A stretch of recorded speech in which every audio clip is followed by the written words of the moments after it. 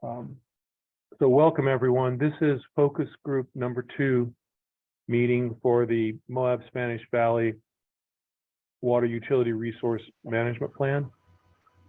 And the focus group is comprised of one member from each one of the member entities of the coalition, which is City of Moab, Grand County, and San Juan County, as well as GWISA and the Spanish Valley Special Services District. Our consultant is Ben Miner with Hanson, Allen, and Luce, and I'll turn this time over to him in a moment, but he has an agenda for this evening and a presentation. And what we'd like to do is go through the presentation, then take any comments from the focus group members' questions so we can respond to them. And then we've also had some members of the public submit some written questions, some of them last minute, which is fine, but we may not be able to address those tonight because some of those questions require some time to develop answers. But we have a public open house on Thursday, the 24th, I believe. It's on Ben's agenda, and we'll get that correct if I misspoke on that. And I'd anticipate that we can have a written reply to all the written questions we received by then. So we'll have those available at the public open house. Some we can answer tonight, and some, because they're last minute, we need a little more time, and some really don't apply. So with that, I'd like to turn the time over to Ben Miner, who's the project manager for Hanson, Allen, and Luce. Thanks, Chuck. It's good to be with you. Can you hear me okay? Great, thank you. Once again, pleasure to be with you.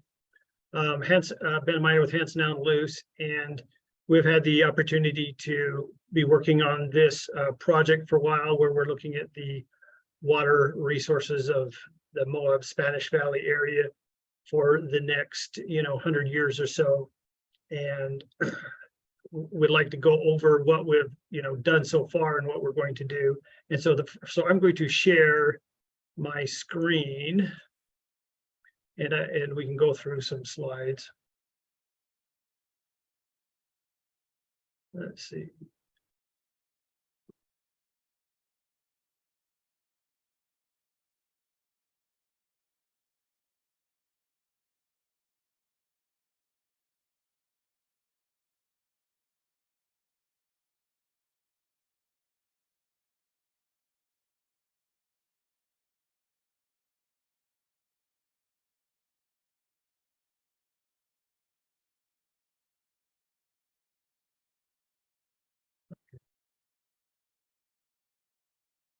Chuck, can you see my slides?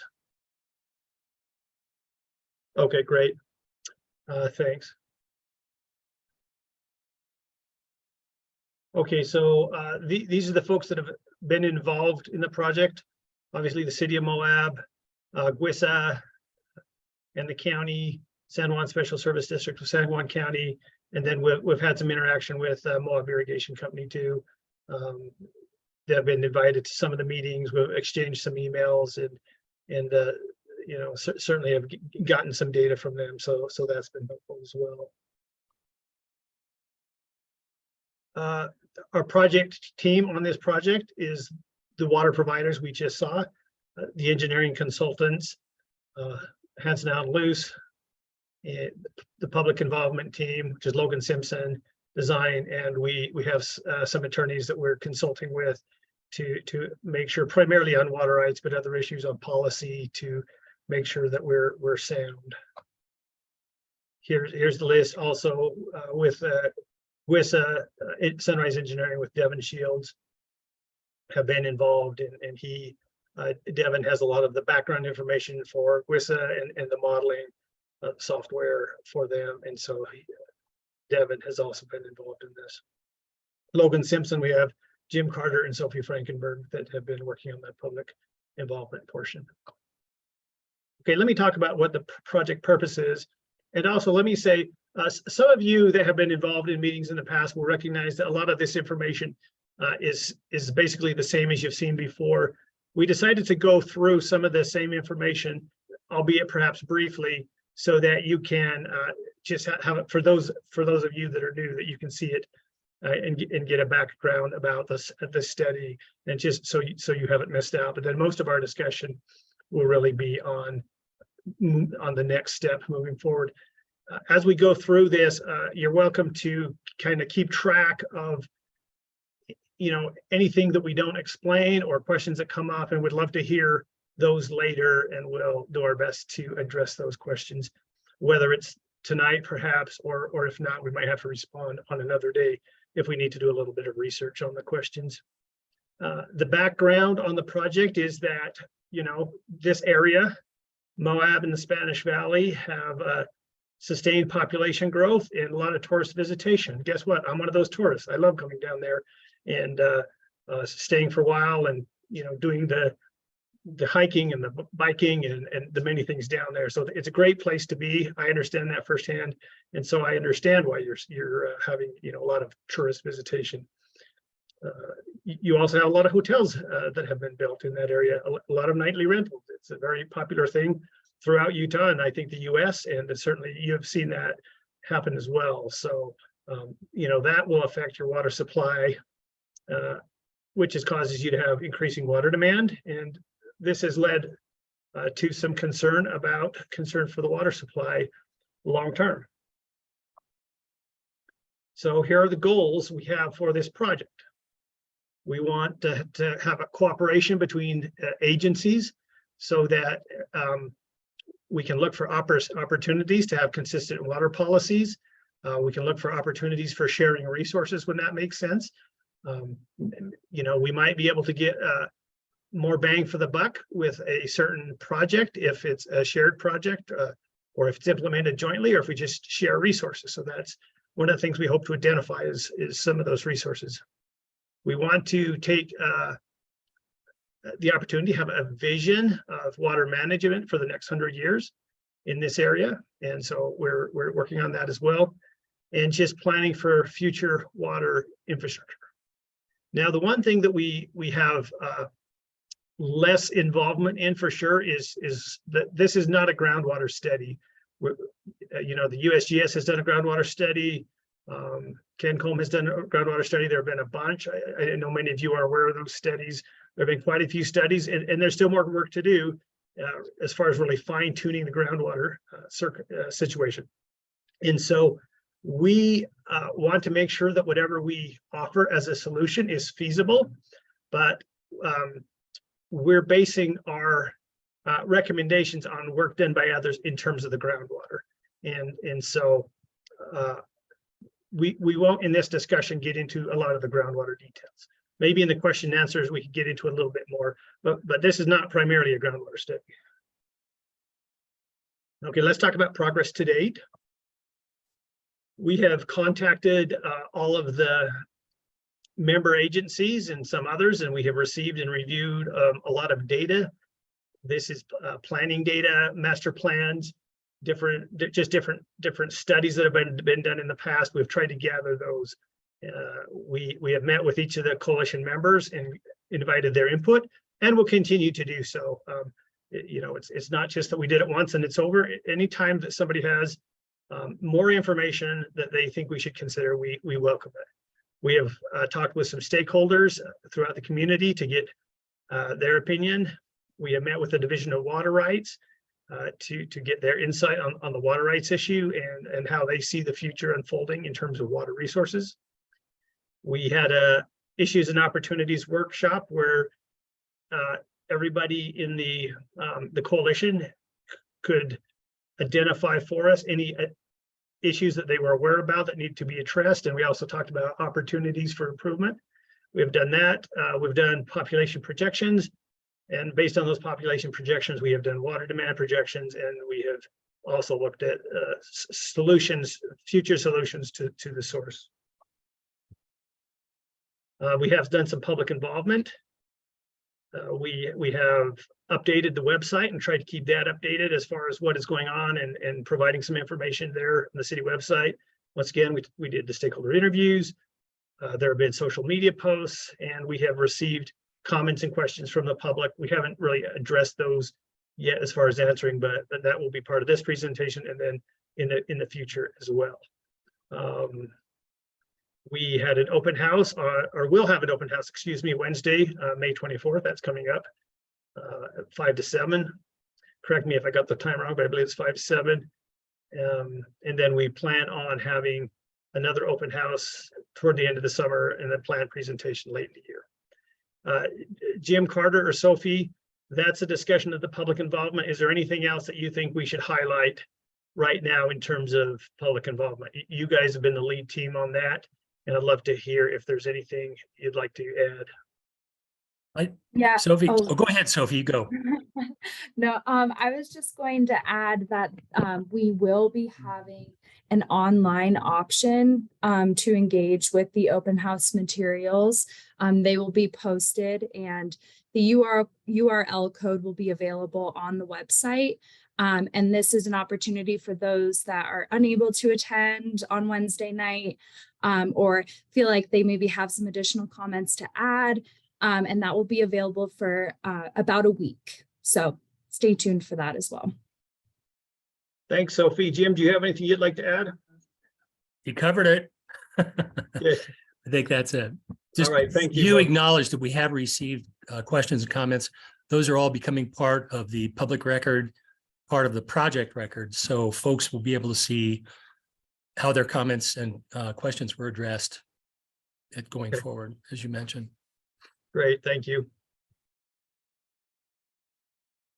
Okay, I did want to make one comment, is that we are kind of in the middle of the study, and as we go through the study, we get more information. Sometimes we identify errors.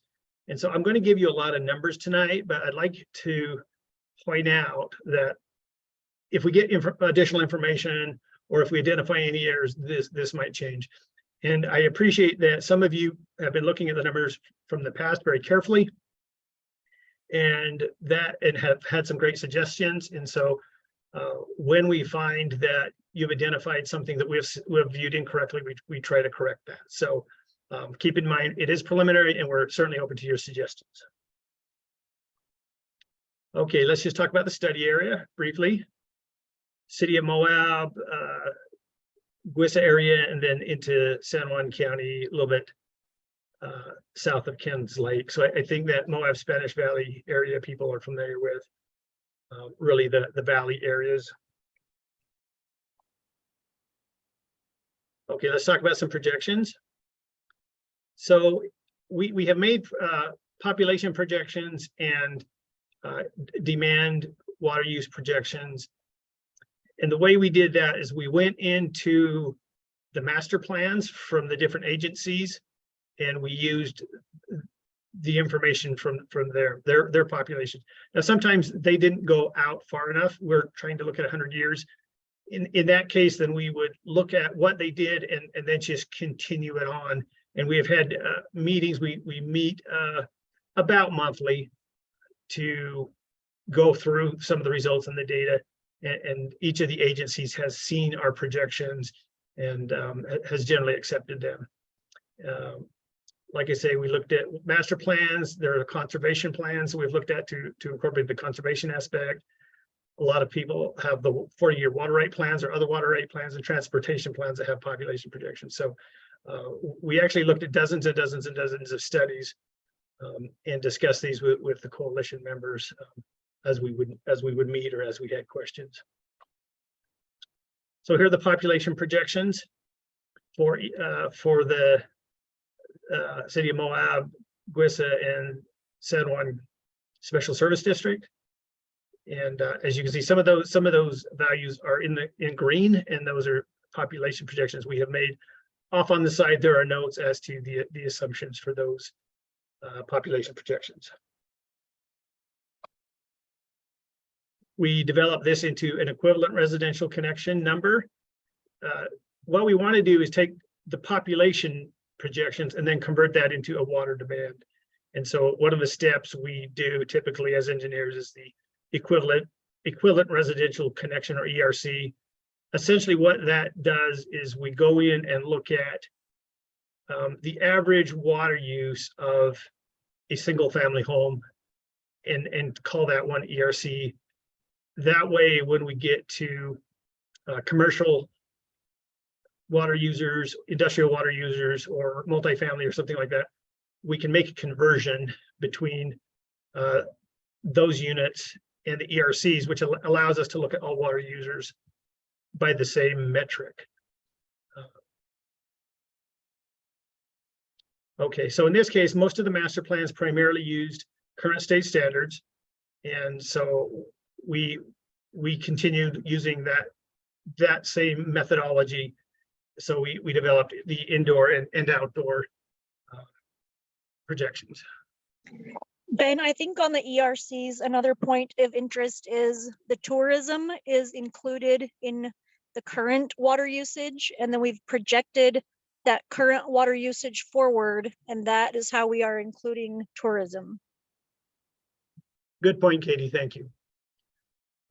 The slide you're looking at now with the picture of the state of Utah and the colors, this is simply from a Utah state study and is currently used by the Utah Division of Water Rights to project how much water is expected to be used outdoors. So that's, that's just illustrating part of the methodology there. Here we have the demand projections, and I'm going to present these to you in two different ways. This slide shows annual average use. In other words, how many acre feet per year are you using? And indoor use, you can see those different values. Right now, indoor use for 2022 is about 2,900 acre feet per year for each of the agencies. Outdoor use is about 4,400. So you can see right now, average annual use is about 7,500 acre feet per year. This is peak day. So it's true, going back to the previous slide, it's true that you have to obviously provide how much water people need over the year, but also the peak day is the important measure, because that's the one day of the year where the most water is used. And it's an important measure in terms of water supply, because when you're looking at sources, whether it's your wells or springs or whatever, you have to meet that peak day, and that's that can be pretty big. And so we have these projections for that. So we're saying right now, the peak day for indoor use is maybe 3,700 gallons a minute for everybody, and the outdoor use is about 6,200. So, that's maybe 10,000 gallons a minute max, valley-wide, and then you can see how that grows over time. Now, I'm going to go back one slide. I didn't talk about the projection part. I talked about the current period, but by 2021-20, we're saying that acre feet per year could go from 2,900 acre feet per year to maybe 12,000-ish acre feet per year indoor, and on the outdoor it would go from 4,000 acre feet to year to maybe like 12,000 acre feet per year. So a total of 7,500 this year to 100 years, maybe 25,000 acre feet. Back to the peak day, we're showing that the peak day projection could create an outdoor demand of 37,000 gallons per minute. So that's quite a bit. Hey, Ben, Yes. if I may, I just wanted to make sure and point out that so people don't get confused, this slide is in gallons per minute and the previous slide was in acre feet per year. So the numbers shouldn't correspond to each other exactly unless you do a conversion on that. I just wanted to point that out, that's a key element. And FYI, in City of Moab's peak day is almost always July 20th to July 23rd, almost every year. So people can think about that. It's typically the hottest day of the year, or one of the hottest days of the year. Thank you. Yeah, good. Thank you, Chuck. I appreciate that. One of the things to keep in mind too is the peak day and the average day. So when we talked about the average annual, if you divide that up, so you just have the average day, as a rule of thumb, it's usually about half of the peak day. And there are exceptions to that. Sometimes it's maybe more than that. It depends on the city, but the peak day is much higher as a daily total than the average annual. So if you were to take these peak day numbers and times them out, they would be way higher than the annual average. But that's just because, you know, the rest of the days are not that much, and you get some day in the middle of winter, it can be quite low. And so the outdoor use, does that include agricultural use from Kins Lake? Is that part of that? Yeah, it does. And so let me talk about Kins Lake for a minute. So the way Kins Lake works, and as I understand it, is we have water coming down Mill Creek, and it is diverted so that some of the water comes through the Shealy Tunnel, hopefully I'm pronouncing that right, Shealy Tunnel and into Kins Lake. And then, you know, obviously sometimes Kins Lake is filling, sometimes it's draining, and sometimes the water use varies. So Kins Lake is kind of a challenge in terms of projections because it's highly variable. And obviously a lot of that water goes down to the ag use in the summer. There's leakage in the bottom a little bit, and then there's also some evaporation. So yeah, it does include that. And as we get into some of these numbers later, sometimes the numbers seem really high or low coming out of Kins Lake, and it's just, there is some variability there depending on, you know, the need and how much water is available coming out of Mill Creek.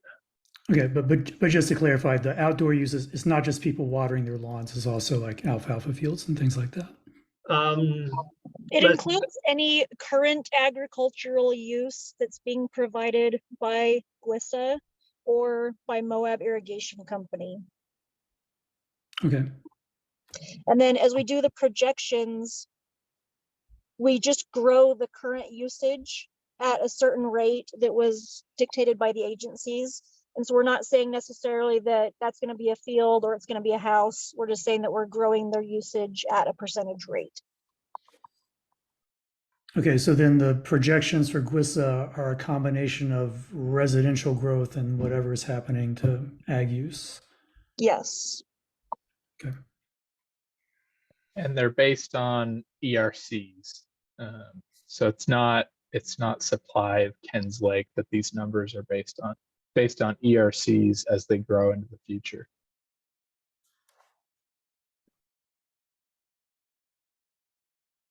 Okay, so let's talk about recent annual production. This is from 2021. You can see how this is broken down. So this shows primarily what is reported to the Utah Division of Water Rights and how it's divided up in terms of residential, commercial, industrial, and so forth. And then we have the second to last column you'll see is the amount that's billed to the customer. And then the last column on the right is the production number. In other words, you always produce more water than you bill.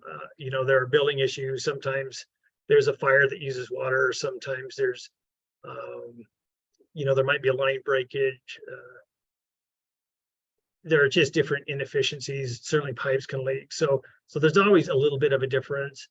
Part of it with GWISA, you know, it looks like they produce way more water than they use. That's partially true, but that reflects also filling Kins Lake. So then they're producing water to fill Kins Lake. It's not being billed at that moment. So that's one of the reasons why it looks really big. It can be a little deceiving. So I want to make that point. Katie, do you want to say anything else on that? No, I think you've covered it. So that the 2476 total for GWISA is what they billed, and then 3765 is what they produced or received into Kins Lake. And that includes seepage, evaporation, and storage. So yeah, I'm just repeating what you said, Ben. So yeah, that basically covers it. All right, thanks. Okay, this is 2022. So the new data. Now I do want to point, let's go back to 21 for a minute. So the total, the agency total was 6,000 and about 7,700. And then in this slide, the agency total is 6,000 and 9,000. So once again, similar kinds of numbers as far as the total produced and billed, but depending on how that Kent's Lake is being managed at that moment, it can come up a little higher. I'm sorry, what's the difference between this slide and the previous one? Just the year. Oh, okay. This is 21 Got it. and 22. Okay, let's talk about sources and production. Water production capacity. Okay, so I want to make a comment. This is a question that's come up and talking about source reliability as we talk about sources. There have been a lot of questions about where we are with the safe yield, whether we're close to the safe yield or whether we're using too much water, or whether we need to stop using the water. And there have been a number of studies done on this issue, but the one thing I want to point out is, well, there's been a lot of good work done on it by different folks. The USGS has done some, Dr. Coleman has done some, and there's some other folks. These are generally regional studies, and there's still a lot that's not known yet.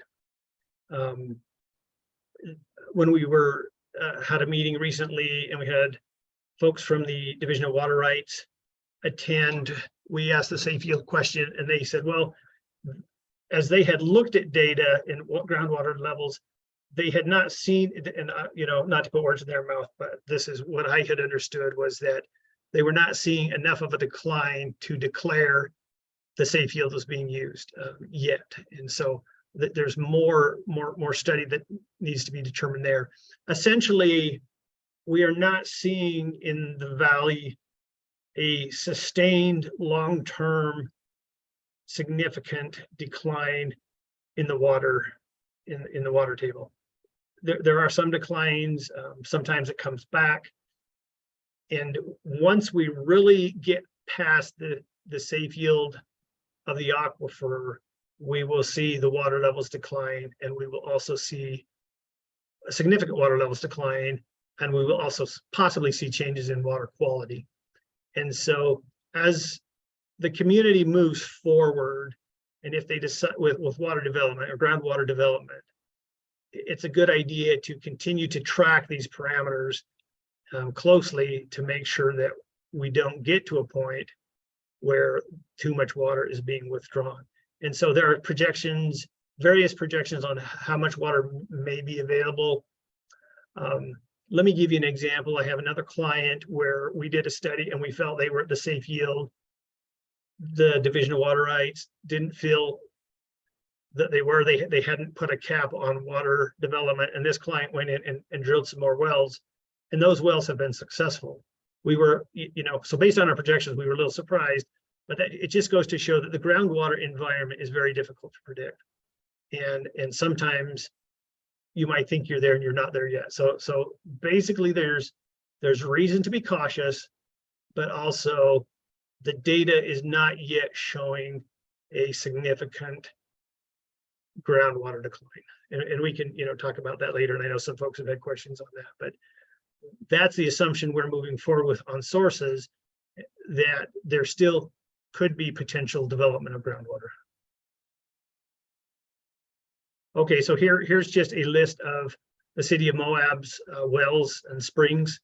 And we're showing, you can look at the details, but we're showing that they have the ability to produce about 4,400 gallons a minute. Same thing with WISA, about 5,700 gallons per minute capacity, including a diversion out of the Shealy Tunnel of 2,000, which once again, that can vary. And on that, that's not a maximum capacity on the Shealy Tunnel. That's a median, and so we're trying to account for the fact that the surface sources can't be relied upon to provide a maximum historic flow. The well capacities we have listed, their full pump capacity. But for the surface sources, the streams and the springs in this one and previous and subsequent slides, we've listed median or typical capacities. Yeah, thanks, Dan. So in my experience, most wells are produce less than they're capable of producing. You don't always know how much they can produce until you try it. Most wells can be pushed a little bit. Surface sources, you have what you have, right? So you can't push them into delivering more water. You have what they deliver, and then sometimes there are other commitments, downstream commitments they have to do. And so you can't get more water out of them. But with wells, and not springs either, but with wells, often you can. And so as we get into some of our projections, we do recognize that the wells can probably produce a little more than they have right now. South Valley, San Juan Special Service District has one well. Currently, they do 50 gallons a minute. The physical capacity of the well is actually about 350 gallons a minute. It's the issue is that the Division of Water Rights has put a cap on its production pending some additional studies on reliability. So they are working on those right now, and as time goes on, I suspect they will be able to get more water out of that well. Like I say, physically it's capable of doing so. It's just an administrative issue at this point. And here's Moab Irrigation Company, and certainly some of you, I know we've received some correspondence from some of you folks with Moab Irrigation Company. Go ahead and look at this. If you think we've missed something, let us know.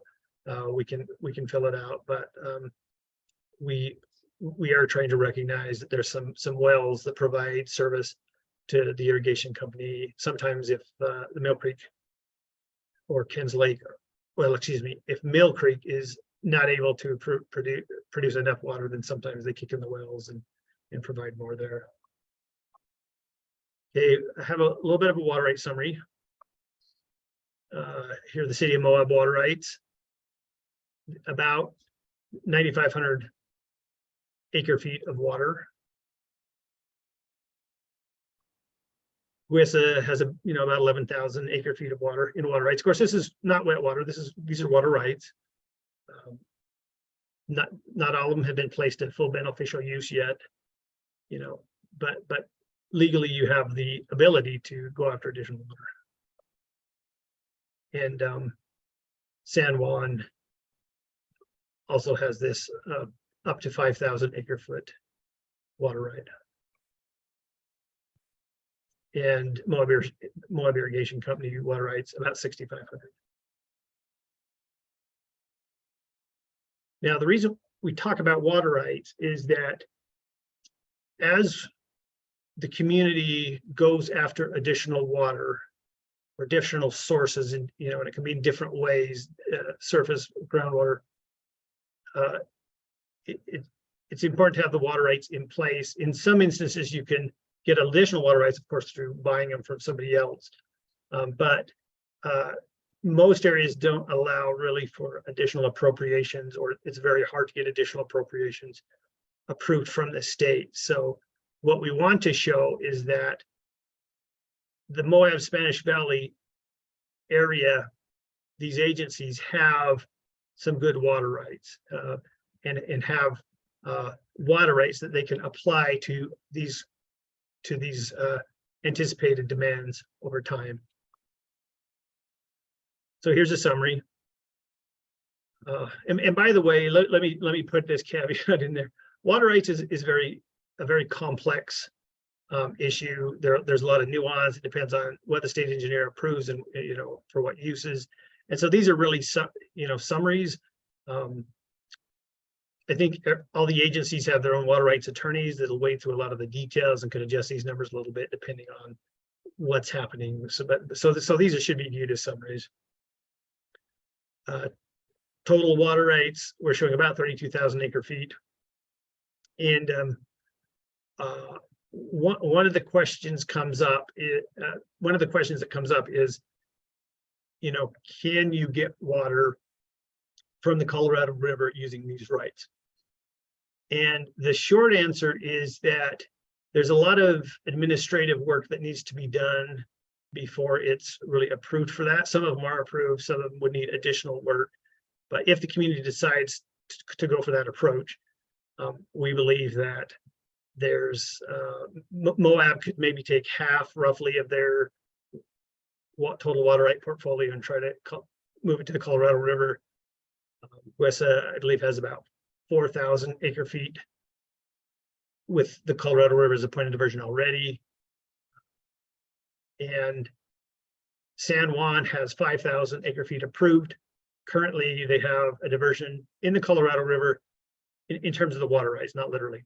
And then they also have a number of well sites approved. So there's a balancing act to decide, depending on how they want to pursue that, whether they want to pursue just the wells or whether they want to pursue the surface water as well.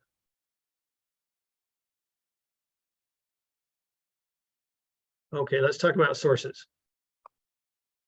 All right, so this table is really what I wanted to get into in more detail in this meeting. Everything you've seen before is, some of the numbers are just a little bit, but it's really what you saw last time, a lot of that information. This is what we see as potential source solutions. So let me make this assertion that if the communities decide to grow, right, eventually they're going to need more water. We're looking at 100 years down the road. And we went through and tried to think of every possible solution for water, every possible source of water that we could, and to see, you know, is that a feasible source? And maybe you decide not to grow. I mean, that's one option, right? As much as the legislature allows it, you know, legislature is very active in land development, and it's hard to stop development, but you know, you do have certain tools that you can slow it down if it's not your value. But then if it's your value to grow, you know, how might that happen? So here I have potential sources, and on the left we're showing it as acre feet per year, and on the right we're showing it as the peak day, looking at the peak day, the gallons per minute. So number one on there, we have the Colorado River. And I know that some folks look at this as a great option. Some don't think it's a good idea at all. You know, and that's not my decision. That's your decision as a community. But I will say this, you're the only city that I'm aware of that actually resides on the Colorado River. And California, Arizona, Utah, Nevada, Wyoming, and other, you know, I think I'm missing a couple of the states, will use the water. And so the question is, you know, do you want your part of it too? It seems to me like if you were interested in it, you should have a right to it. And there are water rights that you could transfer. So that's, you know, something for you to decide as a community. The next on the list, we have Mill Creek. Mill Creek, sometimes, you know, it doesn't have enough water. Sometimes it does. We've looked at median amounts of water. You could catch more of that through storage. Maybe you expand Ken's Lake, for example, catch more of Mill Creek, or try to develop more of Mill Creek. And Ben, are these numbers total? Or is this beyond current use, or is this total including current use? This would be total, totally including. This is beyond current. use. Beyond. Oh no, beyond This is current. beyond Yeah, current use. Thank you for catching that. Yeah, beyond. Yeah, you're right. This, yeah, right. We're saying these are potential future sources. Okay, and they're in addition to what we're already using from various sources. Yeah, so if we go back to the projections where we say, you know, you need so many acre feet, which is eventually gets beyond what you have. The question is, well, where might that come from, right? Where might this future stuff come from? And that's what this table is attempting to address. So possibly there's some more in Mill Creek. We talk about new wells. We think that there's still a little bit left with new wells. You could go after that for water. We have the assumed acre footage there. We have agricultural water conversion, and this just reflects that right now there's a bunch of fields, you know, being irrigated, a bunch of farms. And the natural process when it comes to growth and development is that those farms eventually turn over to development.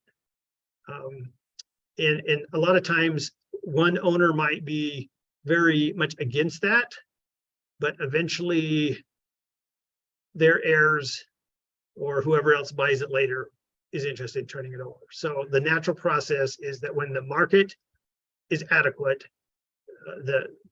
to sell it, that it will turn over. So we're assuming some of that will happen, and we have a projection how much that might be over time.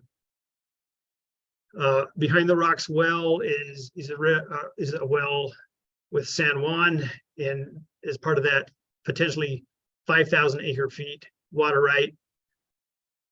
If they can show through their studies that the water is available and will not interfere with others, then that number could grow as well. So at this point, maybe to another 100 is what we think the division of water rights would allow. Next on our list, we have gray water reuse.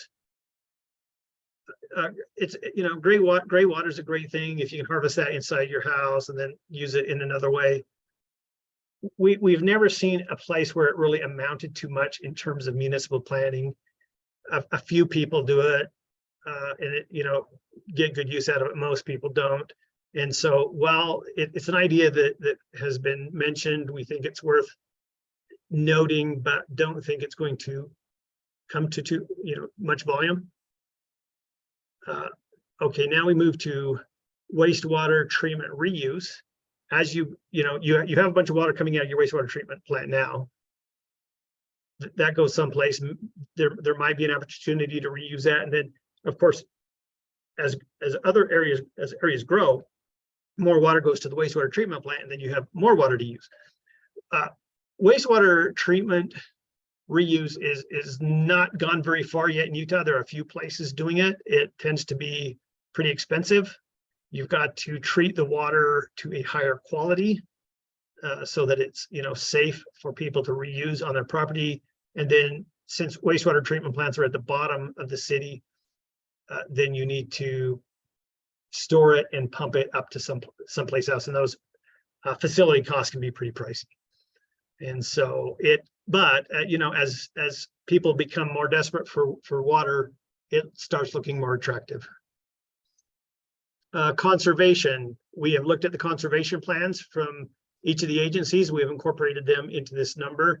And so, if people conserve and we get the demand per household down, then you won't need as much water if people are conserving. And then outdoor watering restrictions is kind of a follow-up. So usually I see conservation as more of a voluntary thing, or sometimes you see improvements through improving fixtures to high efficiency fixtures. Outdoor watering restrictions we see is more about mandating what kind of landscaping people can have. Maybe maybe you can't have lawns anymore, or maybe it has to be all low water use. And we see that as more of a regulatory approach. But if you take that approach, we think you could, essentially save a bunch of water. So as we look at these different approaches, the first line, we have the Colorado River, assuming a certain number of acre footage per year. And then the bottom line, where it says non-Colorado River total, it shows how, if you get everything else to be implemented, what that could possibly be. Now, to be clear, the way this would work is you would start attempting to implement these different ideas, and as that happened, you would achieve some degree of success. It might be wildly successful. It might be somewhat successful, and so we have identified these, and we're calling them, potential. We don't know exactly how, what you would achieve, and so, just start going after them, decide which ones match your community's values, try to implement them, and see how successful you are over time. And Ben, is it going to be part of the study to attach cost estimates to some of these, like cost per acre foot, Yeah, right. So what we'll do after this is we will start So what I've done so far is just identified, sources, right? The next thing we need to do is attach some projects to see how these would perhaps be implemented. For example, if you decide to go after Colorado River, you're going to need, you're going to need a pump station to pull the water out. You're going to need some pipelines, sedimentation basins. If you decide to go culinary with it, you'll need a water treatment plant. Some of it might not need to be, if it's irrigation, may not need to go through that facility. So we're going to attach some projects that would implement these, and then we will attach costs to those to get an idea of what it might cost. And some of the comments that we've received so far have pointed out that we haven't provided any costs yet. That's true. These projects will all cost a lot of money. I want to be, frank about that. It'd be very expensive. And we will provide those numbers. But, it's as developers come in and hopefully pay for a lot of that, then, the new people will see a lot of the cost. I also would like to point out, and this is I think really important as you move forward, is that each of the agencies may wish to pass an ordinance requiring developers to bring water for their development. Instead of being a burden on the community, it is something the developers bring. And this is usually the way this is implemented. Like, I have shown a lot of these different sources, and sometimes, for example, let's take the agricultural water conversion. Maybe the agricultural community is not crazy about selling their water rights, and we're not like going after them, right? The way this happens is the developer will come to them individually, look for water, and then they will make a deal, and then the water will be converted over for development. Like that's the mechanism of how this happens. But in terms of making sure that it doesn't become too much of a burden on the community, it's a good idea to make the developers bring it, in my opinion. And of course, you work with legal counsel, because there are a lot of requirements the legislature has put on requiring the exaction of water, and so it has to be done carefully, but is widely done.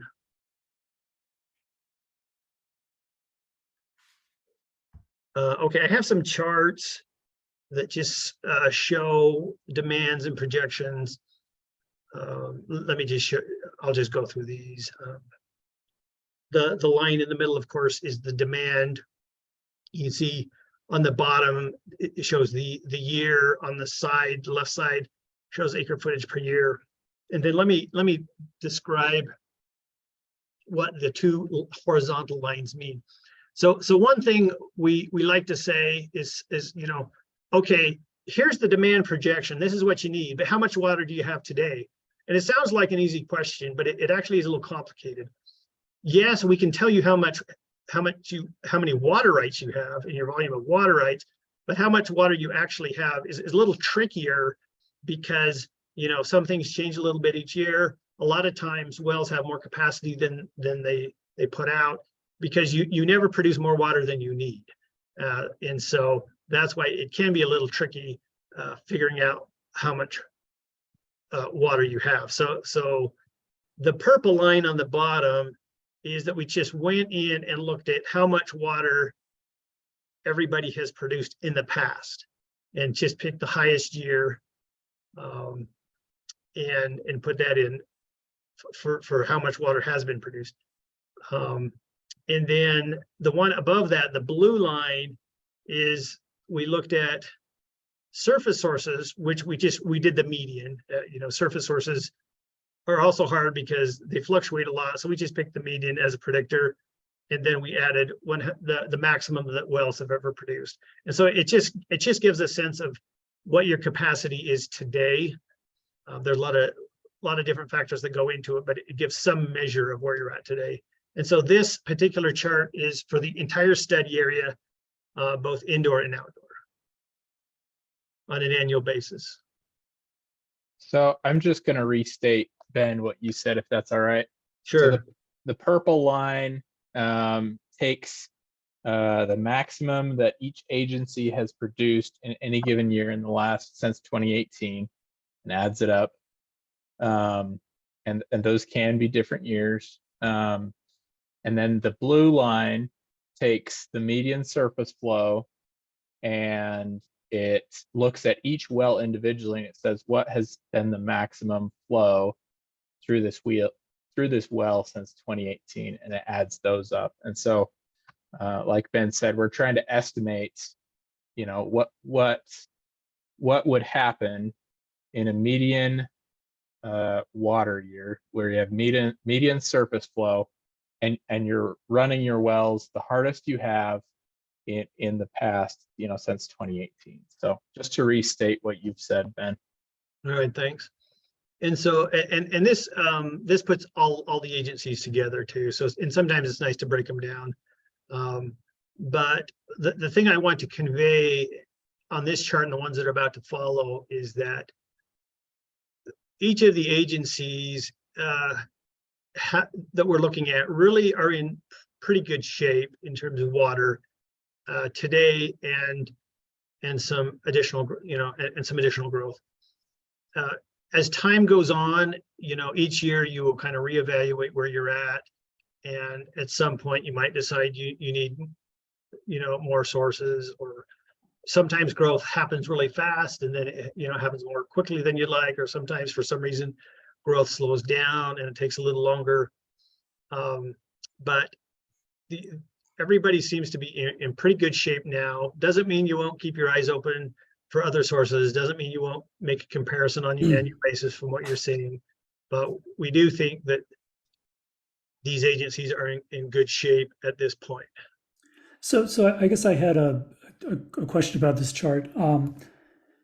So I'm assuming that this projected growth is mainly like residential culinary water use. We're not projecting agriculture to be making big increases. And Yeah, right. So but that's essentially to residential or commercial or industrial. okay. Probably not much industrial.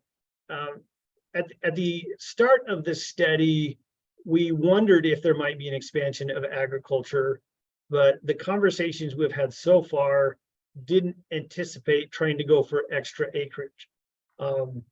You know, for example, if you did a big pump station off the Colorado River, that could potentially give you more water to go after more ag land.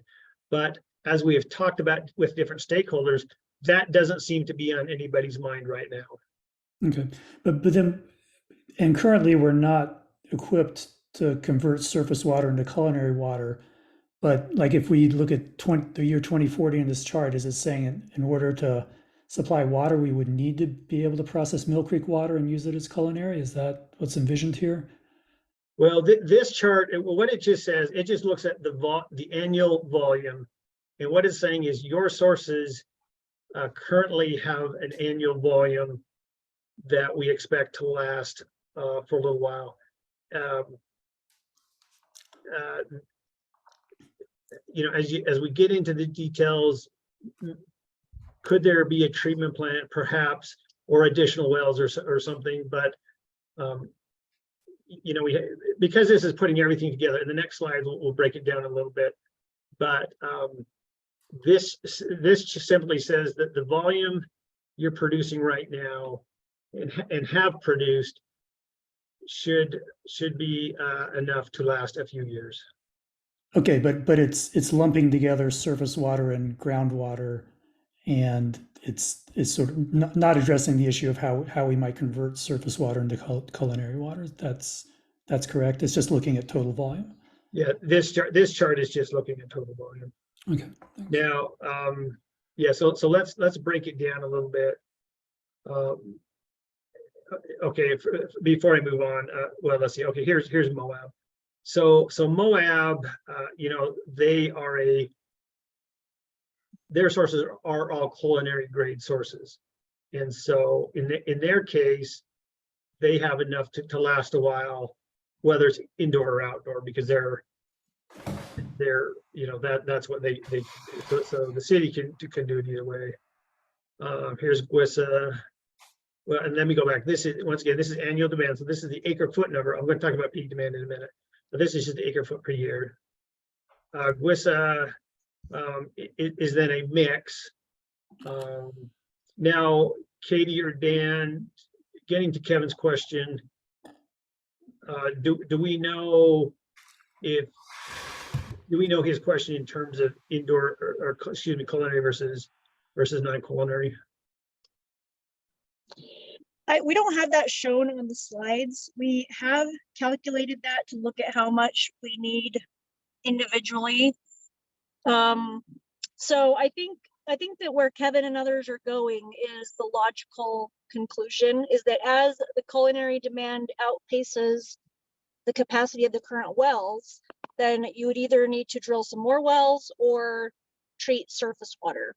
And so we're not making any conclusion that you have to treat Mill Creek or you have to treat Colorado River. But that is logically where it goes, is that eventually the indoor demand outpaces the culinary quality supply. And you would, I think you would eventually need to get to using surface water for indoor, or you'd have to implement every single one of the other solutions that we had envisioned. So I think in the future, Kevin, we probably ought to provide a little more information on that question to show how that would work. Yeah, no, I mean, I do think when we're debating this in the context of planning and things like that, it's, whether or not we build some kind of new treatment plant or some kind of, those are significant things. And so I think, in different scenarios of future demand and future water use, which ones involve new treatment plants and not, that's something we definitely want to be part of the discussion, I think. So, so we're not treating all the water the same. Okay, good question. Moving on, total supply, here's San Juan. And the big question with San Juan is what happens with Sitla, right? There's a lot of Sitla land. There's been talk of them growing a lot. And so right now the demand in that area is pretty small, but could grow a lot over time. So we've assumed that it would grow over 50-year period. And that would obviously take some more water. But they also have, they have some water rights that they can bring to bear as well, and so we'll see how that plays out. Okay, here's basically the same set of slides, but these are for peak day instead. So for the study area, we have the peak day demand in gallons per minute over time. Obviously, that goes from about 10,000 to about 35,000 over the time period.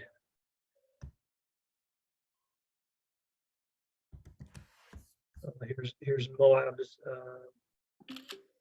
assumption that, same thing, they will continue to grow, and we're showing really what they have provided in the past, or what we believe they're capable of providing based on what they've done in the past.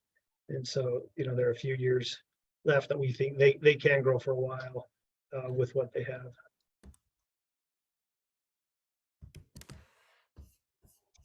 GWISA, same thing. It appears to us that GWISA has enough to go for a while, but once again, to your point, Kevin, we need to go in and sort through at what point a treatment plant might be necessary.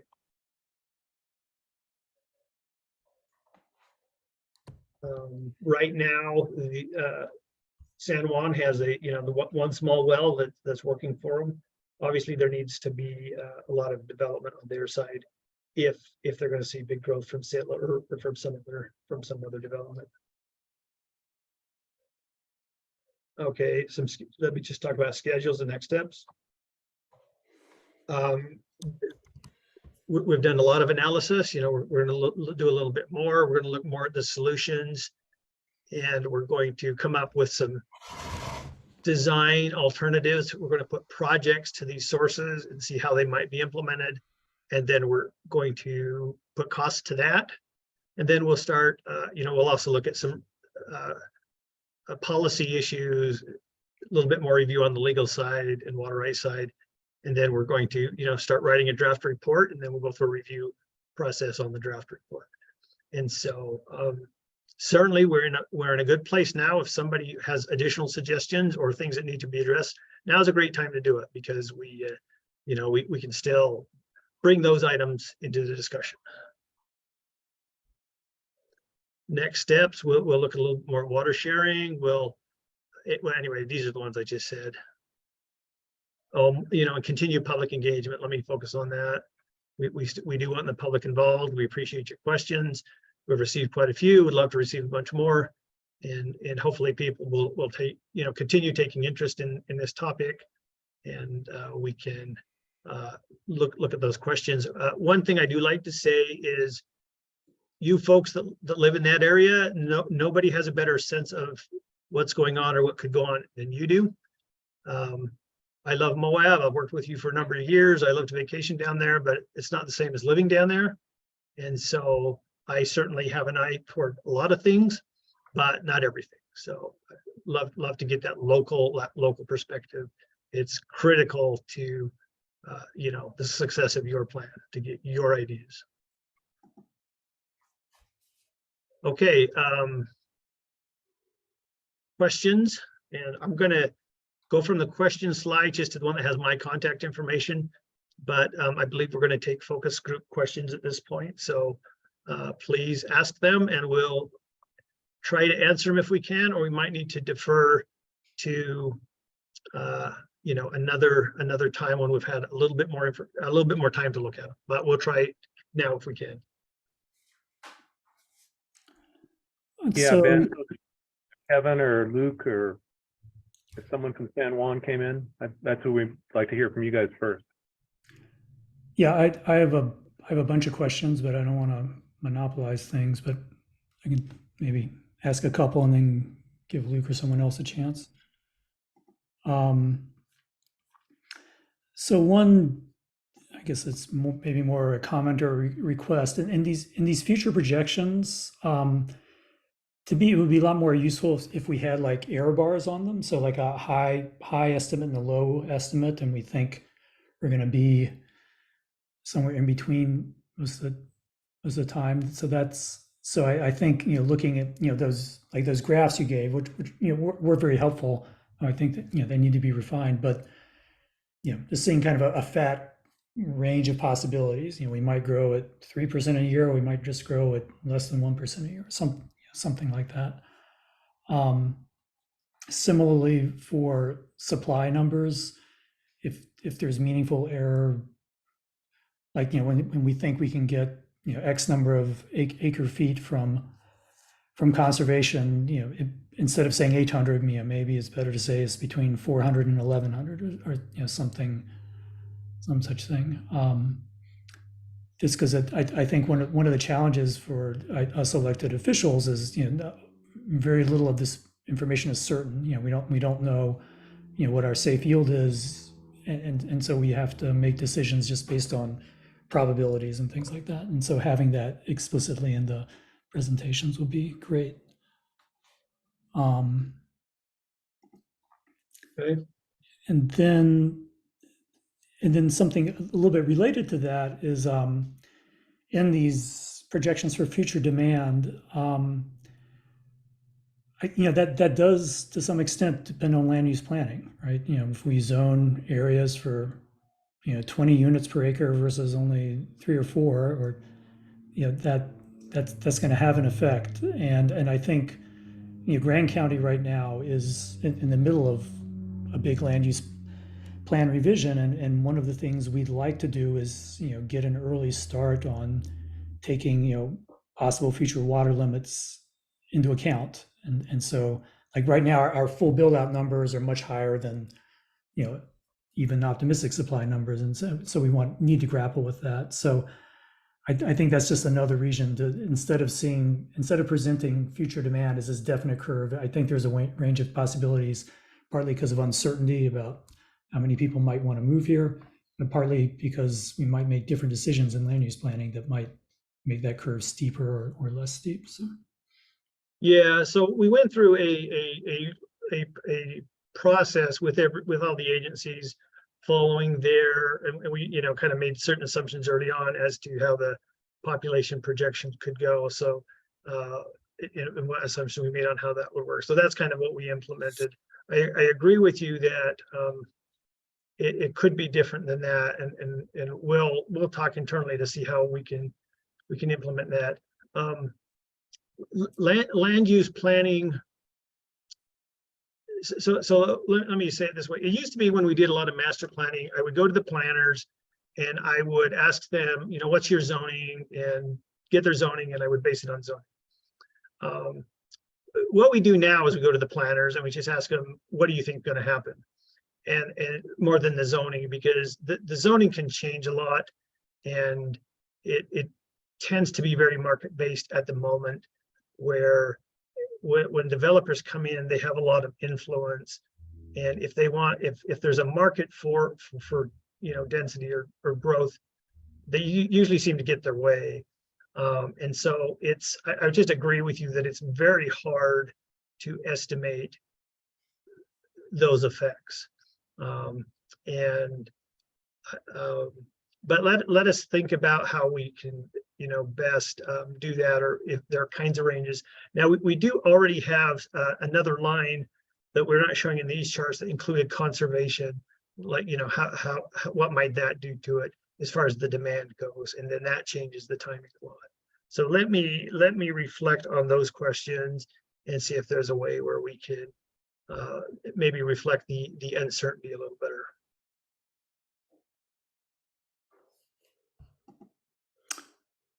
I'm pausing to see if anyone else has a question, but if not, I've got a few more.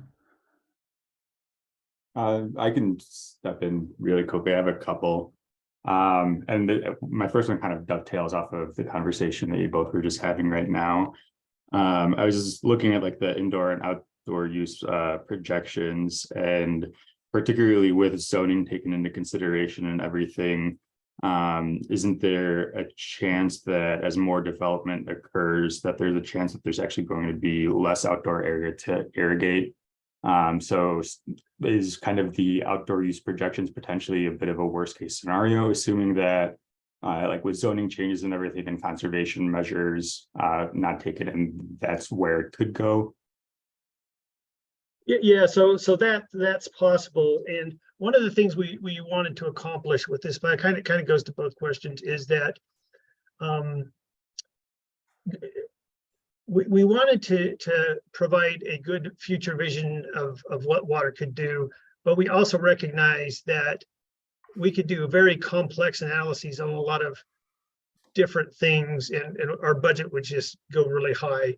And so one of the assumptions we made was that we were going to use the projections that were all in terms of demand and population projections that were already adopted by each of the agencies in their master plans. And so that's essentially what we have done, is just gone with those old numbers that were adopted already. When I say old numbers, I'm just saying with the previous plan or the effective plan. And then then we projected those forward with some into the future and had that conversation with the different agencies. And so that's kind of the basis. So might it change? Yeah, it could. But that was kind of one of the baked in assumptions, is we would be consistent with their existing plans. Thank you. And then in the groundwater source reliability section, it was stated that's like significant groundwater declines have not appeared in the reviewed data. I know that we're pretty unsure about like the volume of water within our aquifers, and Right. And particularly within like the Glen Canyon Group aquifer, or the Glen Canyon Group, that we're not really sure. So is like that lack of a decline in the groundwater levels in the data, is that primarily based off the valley fill aquifer? Because I know that's like where we have a bunch of wells that are monitoring kind of water levels, but from what I understand is currently most of our culinary water is being sourced from the Glen Canyon Group. Right. Go ahead. Yeah, Luke, you're right. All the cities, so from the city perspective, we're all in the Glen Canyon. We don't have anything but a little minor irrigation well for one of the parks in the valley fill. But that's not true for Guisa, and it's not true for San Juan County either. Correct. So we've looked just recently at the information that the USGS provided, which was based on UDWR information. And Valley Fill is over the last 30 plus years, it's plus or minus, because not all the intervals are exactly 30 years. Valley Fill has dropped about close to 5 feet. And Glen Canyon has dropped close to 10 feet. Some of the wells rebounded, some of the wells didn't. And it's not an analysis of every well in the valley, it's an analysis of what was published there. So there's a trend, but it's not a super clear trend, except what I take away is that Valley Fill has a different, and probably the reason for that, to be quite honest with you, is that as Ken Lake leaks and irrigation gets over flooded, that water percolates down into the Valley Fill aquifer. So it's recharging the Valley Fill aquifer with Glen Canyon water, which is essentially what happens to the water that's not used in from Ken's Lake. Anyway, Okay. that's some. Thank you. And like, I don't know if this is a part of the consideration at all, but I believe in a couple of Chuck's presentations, he's let us know that Moab has some of the lowest cost of water in Utah, and Utah generally has a lower cost of water than a lot of other Western states.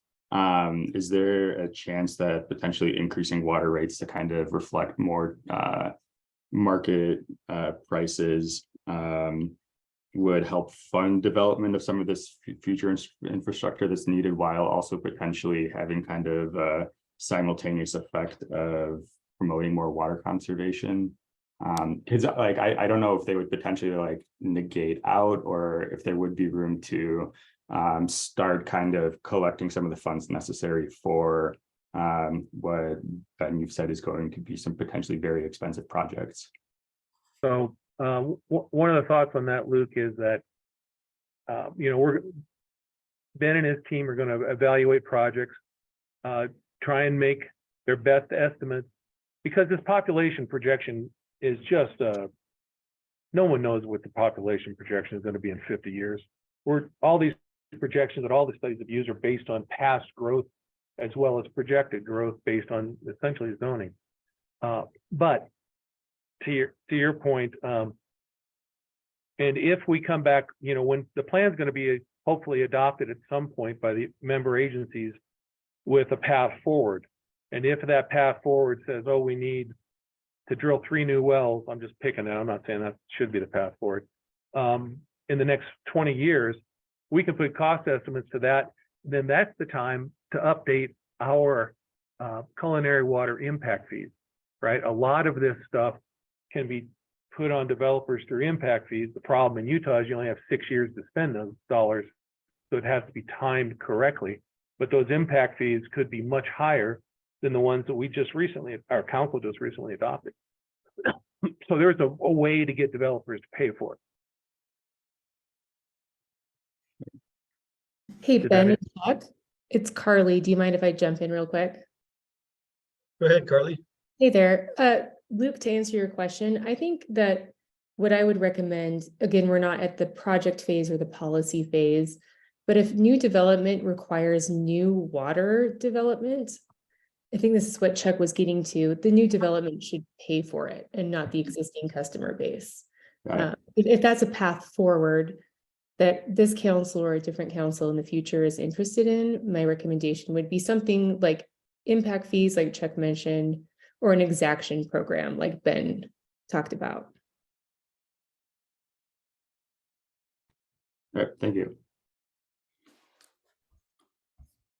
One other thing, like Carly and Chuck have said, you want the new development to pay for the new water, because that's Mhm. going to be more expensive than your low cost water.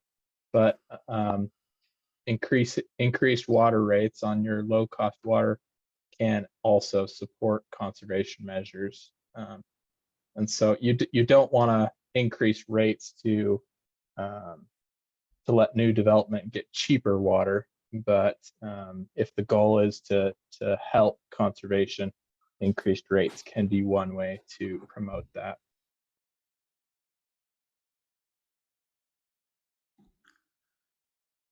Right. I think that's all I have for right now.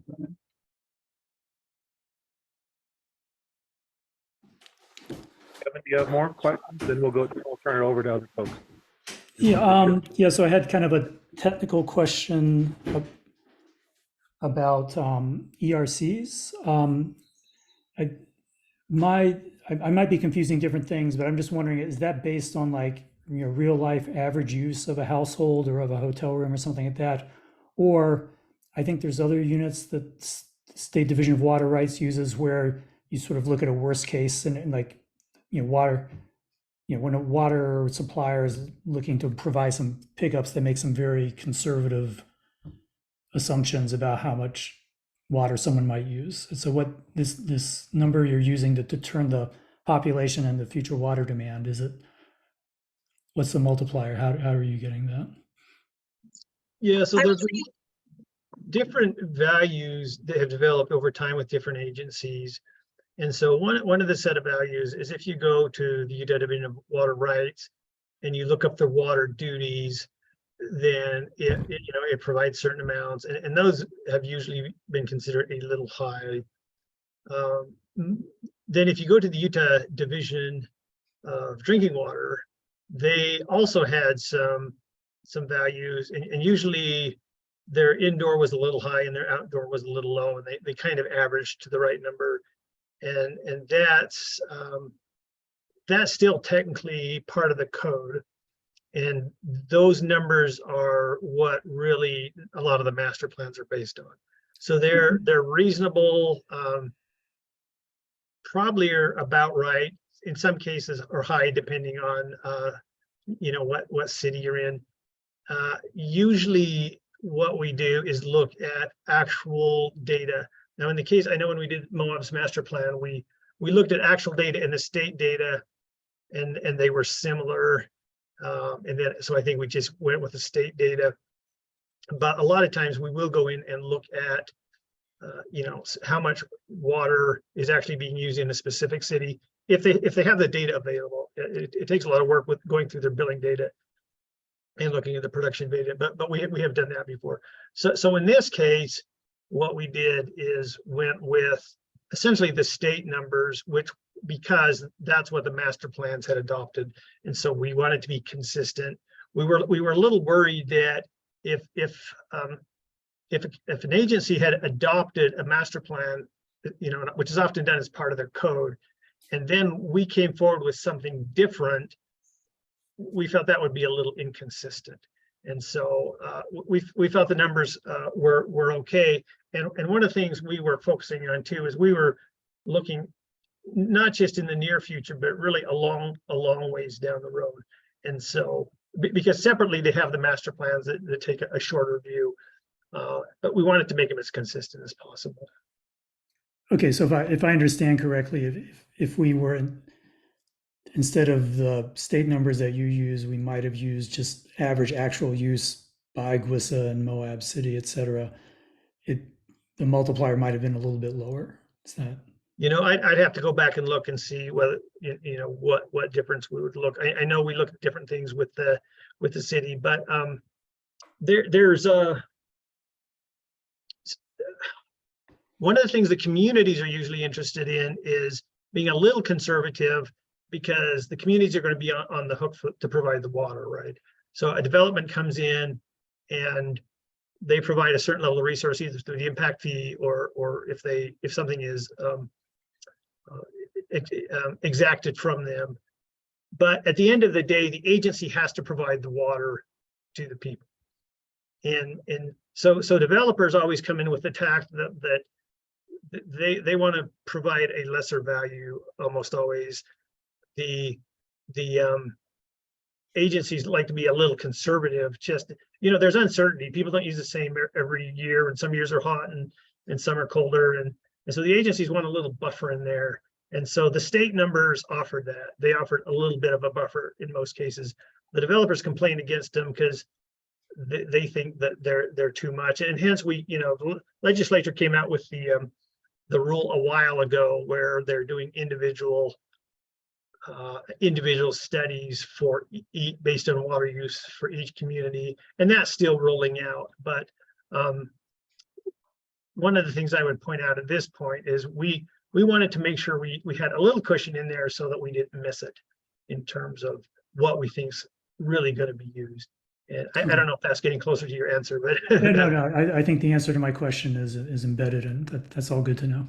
And Kevin, I wanted to also say, like Ben has said, we took the values provided by the agencies. So we took Moab's master plan and their number of ERCs they calculated. We took WISA's master plan and the number of ERCs they calculated. And so each agency did it their own way, according to their own community's use. And we took the ERCs straight from those plans. And then to project into the future, we just grew the ERCs at a percentage. And so we did not take a map and say, okay, this area is going to be 4 ERCs per acre and this area is going to be 2 ERCs per acre. We just took the ERCs from the plans and grew them. And then, like Ben said, then we applied state standards, which were also used in the master plans to calculate the demand for those ERCs. Okay, thanks. I guess my final question, or maybe a request. So you already said that at some later phase of this project, you'll be plugging in, dollar amounts to various options, like building a water treatment plant, or, for example. It'd be nice if there could also be some kind of discussion about water quality implications. That's something I hear a lot about from constituents, and certainly I know traveling to other communities, including communities that depend on the Colorado River for drinking water, water can taste different. The effect on your appliances can be different. And I think I don't think it has to be fancy, but, what would using Colorado River water look like? And are there any downsides in terms of water quality from using surface water from Mill Creek? Yeah, that sounds good. We'll look into that. We'll make a discussion on that. What it looks like right now, and we want to do a little more homework on it, but your wells have produced pretty good quality water. As far as I know, I'm not aware of any complaints about that. Groundwater tends to be harder than it's just in terms of hardness, but in terms of total dissolved solids, it tends to be lower usually. Not always, but sometimes than the surface water. The surface water going through, if you take it through a treatment process, most people don't think it tastes as good, even though it meets all of the requirements. But anyway, let us think about that a little bit and see if we can come up with a good discussion on that. Okay, yeah, it's something along the lines of what you just said sounds helpful. And then I just have one more quick question regarding the ERCs. If I recall correctly, those ERC numbers do include kind of uses from tourism, correct? That's right. Yeah. So they're the ERC numbers that we use is based on all of the existing water use, which includes the tourism numbers, and then we assume that the tourism will continue to grow, into the future. So tourism is embedded in that. Right. Is there any way to separate those numbers out so we can have some more granular data where we can kind of look at tourists versus local residential versus industrial versus agricultural use? Or is that something that each agency would potentially have to do internally? Katie or Dan, I think we have some numbers on that, right? Can we provide a write-up on that with the data we have? So the 2021 and 2022 usage slides that we showed breaks that down into residential, commercial, industrial, and ag. It does not break out tourism. We have looked over the billing data for GWISA and Moab to estimate a percentage that is currently due to tourism. And so we do have a write-up on that. And then again, as far as going forward, we just grew everything at a percentage rate. We didn't say what that's going to be. Is it going to be a hotel or a house or an industrial building? So does that answer the question? Yeah. Okay. Yeah.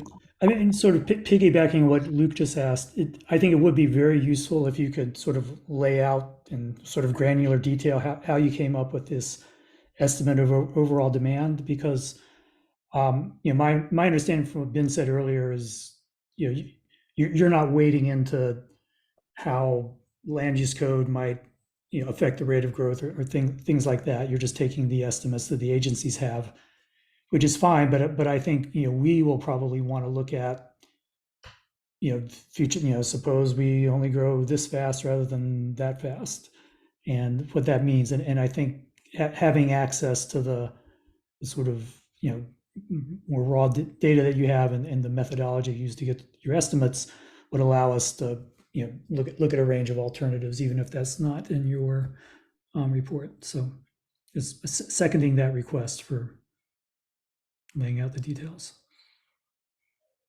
Sounds good. We'll look into that. See what we. Yeah, I'd say we've looked at it at the city, and we don't bill by tourists. We bill by connections. So we've taken a run at that as basically a percentage of commercial connections. It's hard to find out what second homes do, right? It's a really hard thing to track. But the number we came up to was about between 15 and 20% of Moab's total water use went to the tourism industry. And that includes restaurants, hotels, some overnight. We'll let Hanson, Allen, and Luce see if they can come up with a better way to do it, but we've done it in-house, and that's the number that we came up with. It's in that range, 15 to 20%. Yeah, we came up, we looked at it pretty, a cursory look at it, and we came up with 20% as well. So that agrees with what we found, Chuck. For Moab specifically, we also looked at GWISA, and I want to say GWISA's was maybe a little less, maybe 15%. Let's see, 17% for GWISA and about 20 for Moab is what we came up with. So right in that range you're saying. Yeah, but the utility of having that separated out, of like having some kind of ERC number, per hotel room or something, is that, we all know that, hotel rooms and residences have grown at very different rates over the past few years. We've had, say 2016 to 2019, very, very steep growth in hotel rooms. Lately, there have been almost no new ones approved. So that's kind of a bumpy curve, whereas our residential population has been a little more stable. And so I think if we wanted to make, look at a bigger range of future estimates, it's helpful to be able to put it, plug in separate numbers for how fast overnight accommodations are going to grow versus how fast long-term population is growing. Yeah, that certainly makes sense. So I guess what Chuck and I are kind of saying is, if you take 20% of the ERCs and apply a different growth rate to that, then the residential ERCs, that would be a way to do what you're suggesting. Yeah, I agree with you, Dan. And the further out we get, the less certain anyone's estimates are for any of this. And maybe we can show that on the charts with increasing uncertainty as the years go on. Like when you're looking at a hurricane tracker or storm tracker, the further days out you get, the wider the range gets.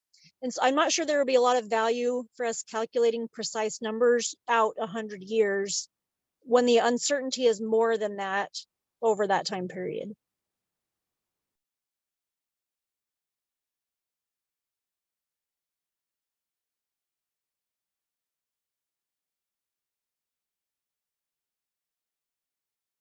If there aren't any more questions from the focus group, we can open it up. I think John Whiteside's had his hand up for a while. Can we start there with you, John?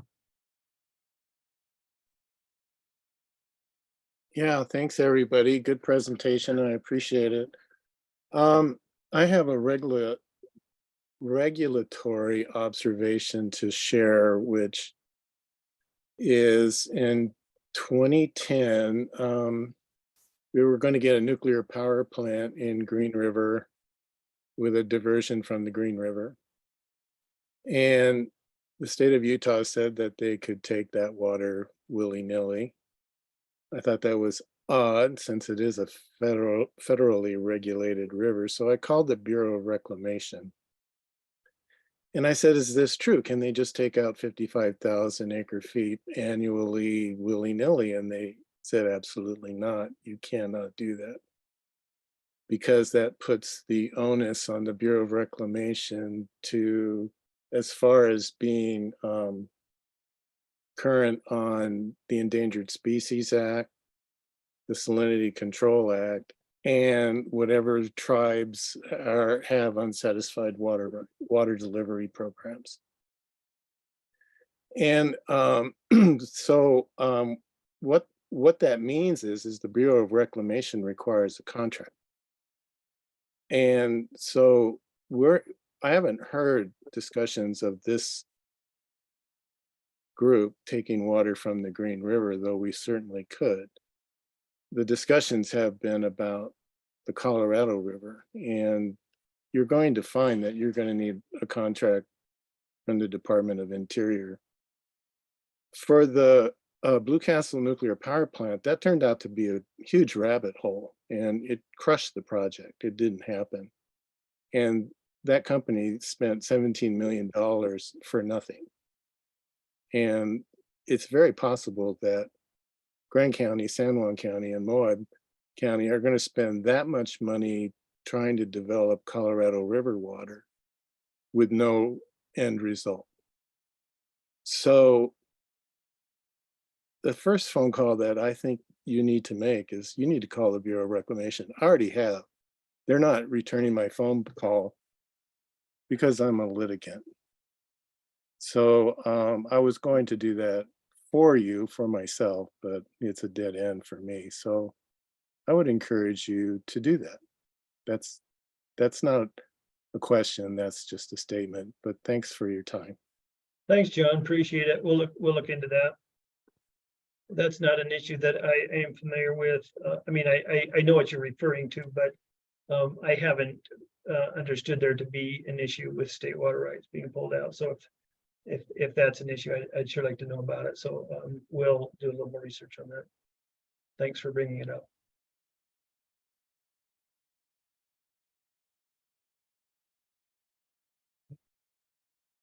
Bill? I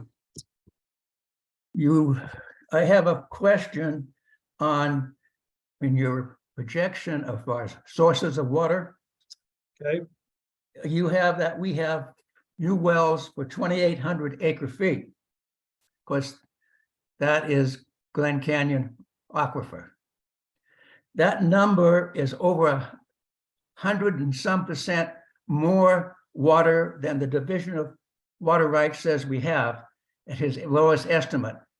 The Division of Water Rights at your last meeting said we had about 1,300 to, I'm not sure of the top number, I believe 2,300 acre feet left in the aquifer. Where did you get your 2,800 acre feet?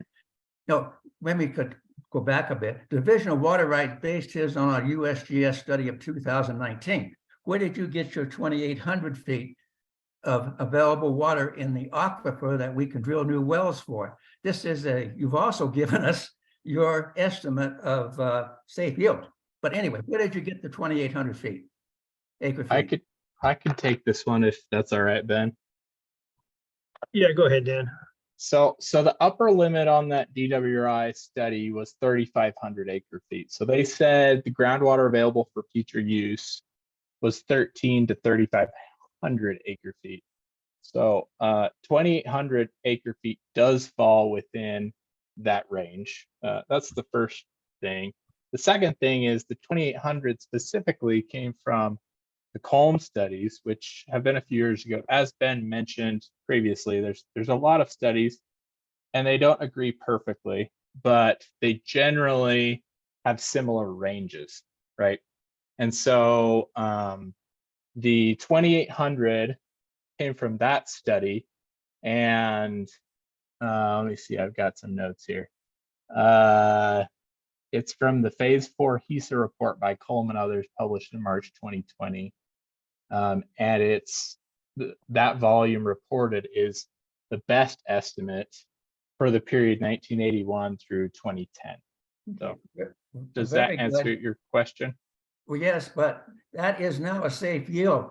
What is the date you're projecting we will use that 2,800 acre feet? Because that is the date everybody's waiting for, is when do we have to start looking for alternate sources? So when do we reach the 2,800 acre feet? At what date? Well- It depends, right? Go You ahead. have a Ben. chart, but on that chart, when does it do it? Well, and yeah, so we have identified a bunch of different potential sources and a bunch of Yes, but I'm different. just talking about, this is your most important source. That's the cheapest one to do. We build some more holes in the ground. This is the one that will be done first. So Well, when do you estimate? Give me a range of dates. This is the date that everybody's been waiting for. When do we reach safe yield on your projection so we can know we have to start looking and having alternate sources? Using that 2,800 acre feet. well, Bill, you're assuming they go after that first, which maybe they will, maybe they won't. It's The the community cheapest may- one there is, and it's a possible one. Sure, We're well, doing it now. We have the wells for it now, really. They have wells that are not being used, but anyway, that's immaterial. When do we expect? they might go after reach that? conservation measures first, or they might go after the wells. And as part of that, I just want to emphasize there needs to be, as things are implemented, lots of study and watching of water levels and water quality as each of those are implemented to make sure that it plays out that way. Can you run a I figure don't up know and that we have tell me this? created- Tell me a date. Well, I don't know that we have created it yet. Just So- tell me, run your finger up that chart and say, when do I hit 2,800? What date do we hit safe yield on our aquifer? That's So my only Bill, question, and that's the most important question this people in this community want. so Bill, to answer your question, and we appreciate the public input. We're interested in helping you, and so we'd appreciate being treated like individuals instead of Yeah, we're on your same team is what I'm trying to say. And to answer your question, if you look at slide 23, you can pull that up, Ben, if you want. We talk about demand projections, okay? And right now it's 2023, and on the slide we have Which 2022. one are we looking at? one? Slide 23, Yes. demand projections, average annual. Oh, okay.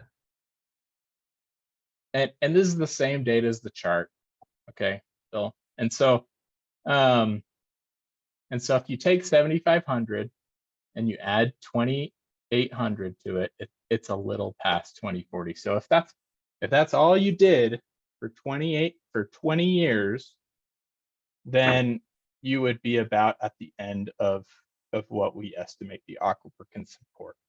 Yes, It may not be the answer you want to hear, but that's what the Thanks, data supports. thanks, Dan. Appreciate that. Hey, Ben, it's Carly again. Can Hi, I Carly. come in? Please, you bet. I think the question about like when we hit the limit for safe yield might be the wrong question to ask. Like when is the date? When are we hitting it? Can I maybe try to reframe the question? Okay, It's like if we went to our doctor's office and our doctor says to us, hey, the way you're living means you're going to have a heart attack between 50 and 60 years old. And instead of obsessing over, hey, but am I going to be 54 when I have the heart attack? Am I going to be 57? Am I going to be 58? The question we should be asking is, how do we avoid hitting it in the first place? How do we avoid the heart attack? And I think that's the goal of the initial parts of this plan. It's not about us barreling toward a situation where we have a crisis. and then we act. It is about It's being 2040. proactive. So we don't hit those limits to begin with. So the fixation on the date, the fixation on the amount might not be productive, because it's just about how do we prevent it from happening at all. And I think that's what we're here to talk about. I don't want to hit a situation where we are reaching or starting to mine the aquifer at all. Does that help, Bill? Yes, I'm looking at your chart. So you're saying we have water really out to about 2035. If they just even want to just use the Glen Canyon aquifer. Everything else costs a few $1 million. Drilling another well costs $150,000. Right. And I think generally this is far out, like we're not in project planning at all, right? We're not in scenarios planning quite yet. We're not in policy development. What this plan is meant to do is give us an idea of our starting point and understand how everyone is thinking about water and what our options are. And it may be that our options are not good ones for an increased footprint into water development. And as a community, we make that kind of decision. But I think that focusing on when we hit the crisis point is maybe not as productive as saying, how do we avoid the crisis? Thanks, Ben. Thanks, Chuck. You bet. Thanks, Carly. I appreciate that too, Carly. And to piggyback on what Carly said, one of the recommendations that our plan will have is to monitor the groundwater levels, and to continue monitoring the ones you are, and to add new monitoring so that you don't reach that emergency situation, right? So that you don't exceed the safe yield. It's not that it's going to last you till 2040. That's, you could say that and you could be wrong. And that's what I said. And I probably am wrong. I have been before, and I will be many times again. And so I like what Carly said, and we'll recommend monitoring to ensure that that is not exceeded. That date is the date we will have to have another system of alternate sources developed. And that's going to cost millions. That's a very, very, very important date, is when we reach safe yield. Because we need to start before we do that, reach that date to develop an alternate source if we're going to have enough water for development in this valley. Yeah. So And Bill, it's a very, very important date. we will can't ignore have, it. Bill, we will have a chronological. I think you're right on that. And we're just not there yet to look at alternative sources. So we'll continue the discussion with that. Thank you. Thanks, Bill. Ronnie, I got your hand up. Thank you. I was wondering if you guys could pause and answer a process question. So the way the Zoom was presented was asking people to submit questions before 4 p.m. So, that they could be addressed. And I understand in the beginning we said, some of them will need more research, but just so we know going forward, are we planning to take time to address the questions that were submitted? And then I was going to ask, we've almost gone 2 hours and no one has mentioned climate change. So if you could mention how the study is informed about climate change and kind of based on what sources of data, and how we think climate will impact that 1,300 to 3,500 acre feet, if that's already calculated in or not yet. Thanks. Yeah, thanks, Ronnie. On climate change, so climate change is a pretty important consideration, obviously. The challenge with it is just the uncertainty of what it means. I think what we assume it's probably going to mean is a lower water supply, perhaps, just generally speaking. In some areas, the opposite happens, right? It could possibly be more, but we probably don't plan on that aspect of it, because if it's more, than great, right? And so we are going to have a section on climate change. We haven't got into it yet, as you point out, too much. Really, what we need to do in terms of climate change is, just decide what level of risk. Is it going to be possibly 5% or 10 or 20%? I guess I see that's the way happening, is that we should build in some redundancy into the water supply, some amount. And by the way, that counts for climate change, but it's also good for other things as well, just general system redundancy. I know there's a lot of research on climate change and a lot of studies, but in the end, I just don't think we know yet. I mean, we certainly can't. I guess we can predict it can happen, and I've seen predictions on a kind of a wide scale global basis. But as far as being able to predict locally what that'll mean, I just don't think we understand climate change enough yet. So it's kind of a blunt instrument for us in that we want to anticipate it. It's part of our study, and we'll have a discussion on it as the city continues to plan the level of redundancy or sources that are looked at, should be addressed. But as I see it, unfortunately, we have a poor ability to predict really what it's going to be, and we're left with looking at levels of redundancy.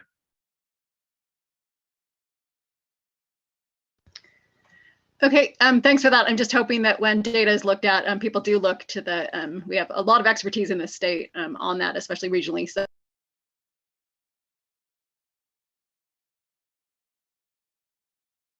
Ronnie, you're muted. oops, thanks for that. Just a plug that I'm hoping that when climate change is looked at, that we do look at the expertise in the state, because we do have a lot of state and regional expertise, no shortage of data there. So I would hope that would be the first place looked at. But the second thing is, I was just wondering, can someone answer my process question? Only for the people who've been on this Zoom almost 2 hours, they're probably just wondering, oh, should I get off and watch later, or are they going to address my question that I submitted? Yeah, So so we do have a bunch of questions that we can go through. Now, we actually received so many that I don't know if we can go through every one, but a lot of them are similar kinds of things. And so I think we can go through those. Chuck, I don't know fully what your plan had been for the meeting. Well, we advertised for till 8 o'clock. I mean, if the focus group wants to stay another 10 minutes, we can do that. Some of those questions are going to take more time. I think they all deserve a written response, Ronnie.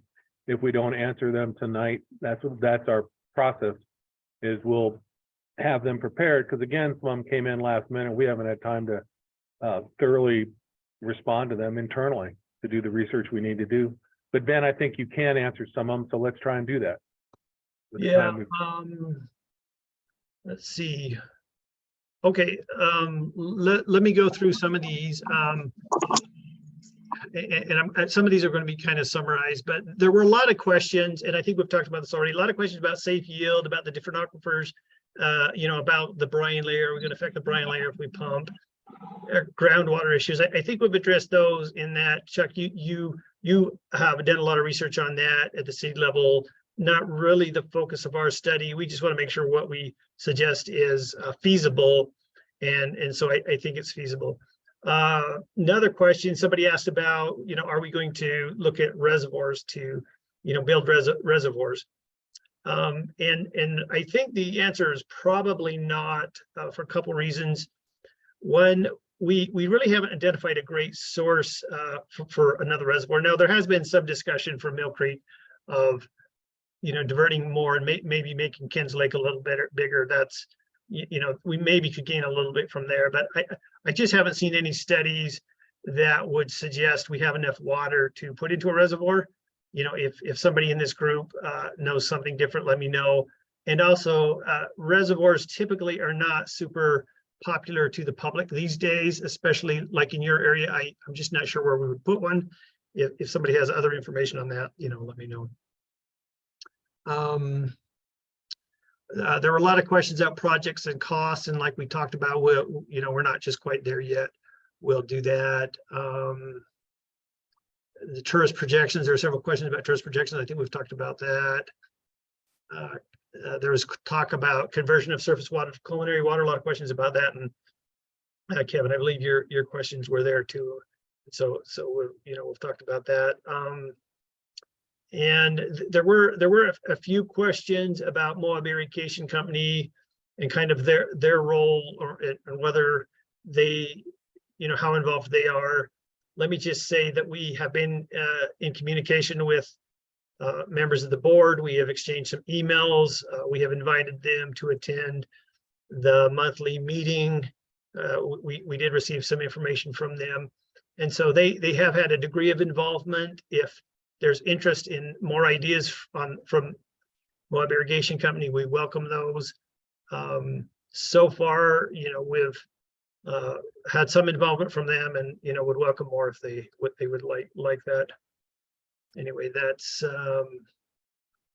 those are some highlights. I can pull up the specific list to go through more, or we could just provide a written response to these different questions and send those out. Ronnie, I know you sent several. Have we addressed those? We could run through a few more of those if you'd like. I think it's just helpful to know, are people going to get individual responses, or is there like a portal where the questions and answers will be posted so everybody can read them? I mean, I know personally that would be the most useful for me because I learn from other people's questions. Okay. Yeah, Ronnie, we can compile all those written questions, prepare a written response, and post it on the website. Is what we intend to do. Sounds good.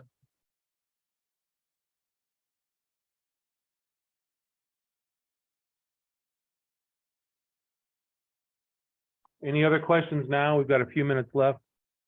We can try and answer them. If not, I'd welcome everyone to attend the open house on Wednesday, the 24th from 5 to 7. And it's at the Grand Center, correct, Sophie? Yes, that's correct. Yeah. And are the slides for this presentation available anywhere? Not yet, not yet. Let's see. I'll coordinate with you, Chuck. Certainly, as I understand, the video is going to be available and it has all the slides on it. I'm fine with making it available otherwise too. Yeah. Or if you just wanted to email me a copy, if that's possible, I'd appreciate it. Yeah. So process-wise, glad you brought that up, Kevin. We'll take this recording and we'll post it on the city's YouTube site. And if any other agency wants to post it on their website, they could do so as well. But we're going to do it in the next few days when we have time. So it'll be posted on our YouTube site, City of Moab.